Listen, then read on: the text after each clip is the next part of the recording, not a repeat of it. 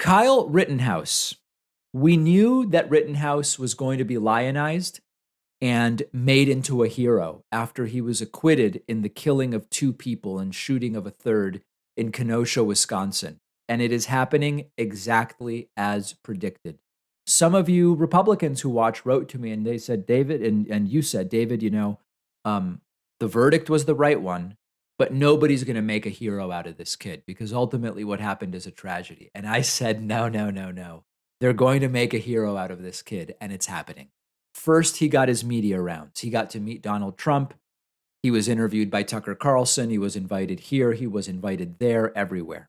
At the end of the day, even if you believe that what Kyle Rittenhouse did was legally justifiable as self-defense, which many people on the left do, and I said the way the laws are written and based on the evidence, not guilty is the quote, correct verdict because it is totally plausible that he feared for his life in a situation he never should have been in, into which he placed himself. I said not guilty is what follows the way the law is written. But what he did was still horrible. It's nothing to celebrate here. It was a failure of parenting. It was a failure of gun culture. It was a failure of militia culture, vigilante culture, all of these horrible things that plague the United States. There's nothing to celebrate here. But now, Kyle Rittenhouse is quite literally being held up as a hero whose actions should be celebrated. And the latest installment is this speakership. He's going to be a speaker at this completely outrageous event held by right-wing group Turning Point USA called America Fest 2021 in Phoenix, Arizona. I will just miss it. I've been in Arizona the last 2 weeks. I leave Friday. The event is Saturday. Really a shame, huh? And the question I have is, what is there for him to speak about? Like how to kill people and get away with it? It's beyond sickening. And again, even if you think he is legally not guilty as he was found, what is there to celebrate here? What is there to learn from him other than you too could insert yourself into a situation you have no business in and get away with killing 2 people? Like, is that the lesson from Kyle Rittenhouse's story? There is nothing here other than a cult of personality, and disgustingly, they are celebrating it. And in so doing, they are celebrating the killings. There's really no way around it because there's no other substance. There's nothing there. And the problem, there's a number of problems with this, but one of the questions that comes up is, if we celebrate the fact that a 17-year-old did this, what about a 16-year-old? What about a 15-year-old? What about a 12-year-old with good trigger discipline, as they love to say? Like, where is the end with this? Maybe I'm wrong, and he'll show up and talk about how he's looking forward to a career in nursing, as we often heard during the trial.